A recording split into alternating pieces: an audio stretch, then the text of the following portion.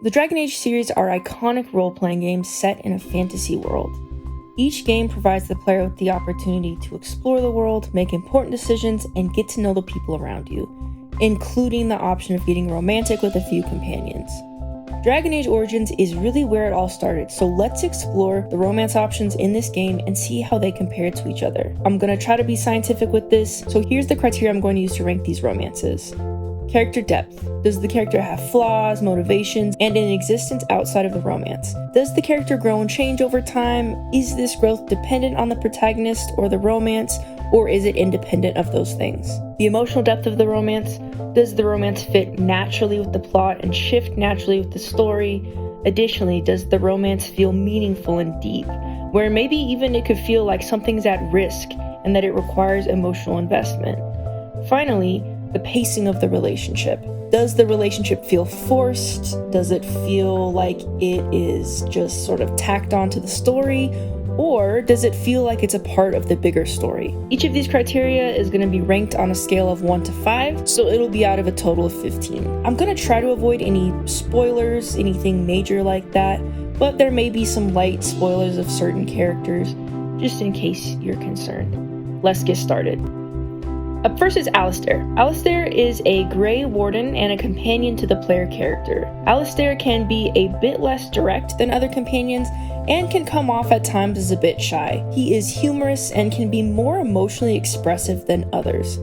Oh, I get it. This is the part where we're shocked to discover how you've never had a friend your entire life. Thus, he appreciates when a player character reflects those same traits and when they are receptive to his softer and kinder side. He can only be romanced by a female player character.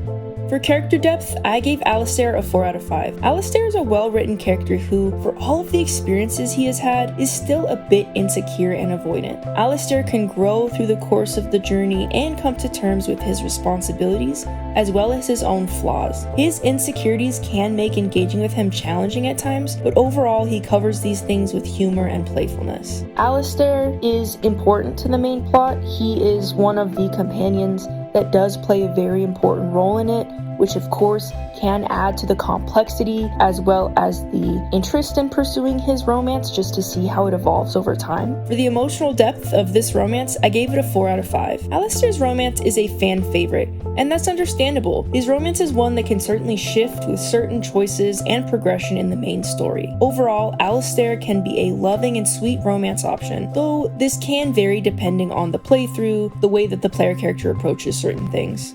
Relationship pacing. I gave this a 3 out of 5. Like I said in the beginning, I'm not trying to spoil the story, but there is a decision in the game that can make a romance with Alistair feel quite odd, and making that decision can make this relationship feel pretty off, or as if it could or should be in jeopardy. There were likely better ways that this could be done. It's overall a bit of just a strange direction that the story takes. It does impact this relationship though, which is why I only gave this a 3 out of 5.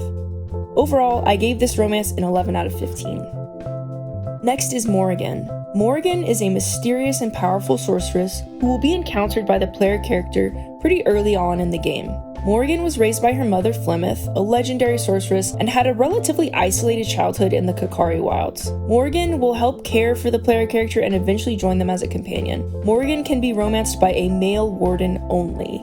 Morrigan values power and independence, and dislikes when the player character makes decisions that go against these values or that feel too kind and generous.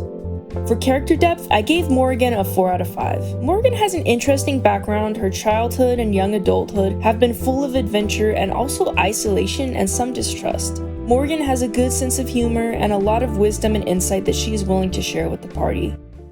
She's a witch of the wild, she is. She'll turn us into toads. Witch of the Wilds. Such idle fancies, those legends. Have you no minds of your own? Morrigan plays an important role in the main story, whether she's romanced or not, making her a crucial companion to have. For the emotional depth of Morrigan's relationship, I gave it a 4 out of 5. Morrigan is a complex character who often falls into the gray area of moral situations, making her an interesting and sometimes complicated character to romance. Morrigan is not very trusting, and it is common for her to want to keep the player character at arm's length for much of the romance while they build trust with her. This relationship is not easy, and things can go wrong which can even potentially jeopardize it. For the pacing of this relationship, I gave it a 4 out of 5. Morrigan's relationship can feel challenging at times to advance, as Morrigan is a more complicated character and does require some specific gifts and actions to advance further. That being said, the relationship evolves well with the plot of the game. It feels like it fits naturally in that aspects of the relationship shift in response to what is occurring in the overall story.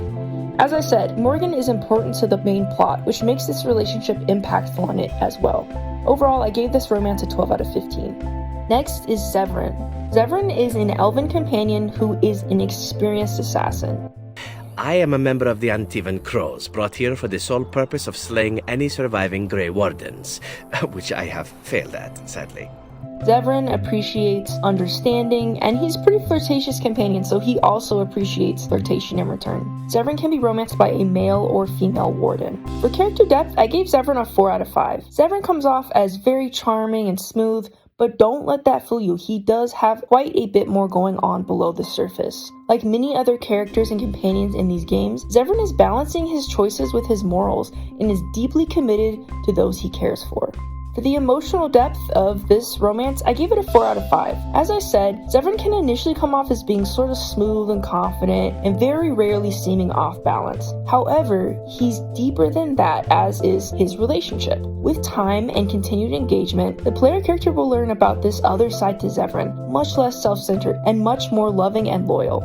For the pacing of this relationship, I gave it a 4 out of 5. Zevran's romance is well paced and moves gradually. Zevran opens up more and more, and he and the player character may begin to see things differently because of each other and because of what they have built together. Zevran, as confident as he is, has secrets and trauma that he has buried, and it's only with time and trust that he can open up and feel safe to share those things. Overall, I gave this romance a 12 out of 15.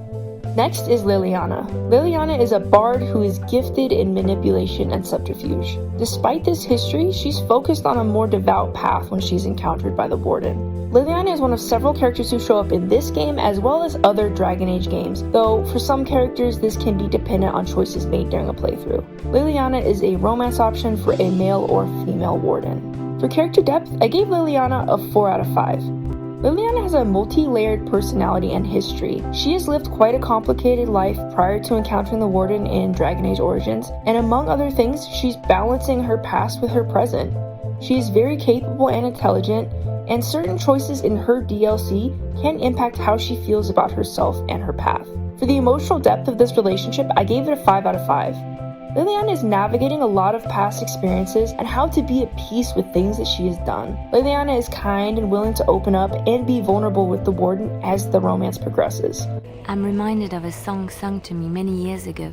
It was when my mother died, and this wise elven woman comforted me and told me that we shouldn't fear death or hate it. Death is just another beginning. This can make her romance feel more fulfilling than others due to the amount of emotional depth and the vulnerability present between these two. For the pacing of this relationship, I gave it a 4 out of 5. Leliana's romance can progress a bit more slowly, especially when we're talking about getting physical when compared to other relationships in the game. Of course, this is going to vary by playthrough, but in general, Leliana can be a bit more reserved and require time to build trust and develop a relationship. However, this makes progressing the relationship feel more rewarding and more meaningful for players who are interested in the emotional aspect of it. Overall, I gave this relationship a 13 out of 15. So there you have it. Those are my rankings of the main romance options in Dragon Age Origins. This game has quite a few less romance options than some of the other games that I've talked about and other games that I'll talk about in the future, but that doesn't make them less interesting, less complicated, less fun to explore. Let me know in the comments who your favorite romances are in this game or in other games. If you like more content like this, please like and subscribe, and I'll see you in the next one.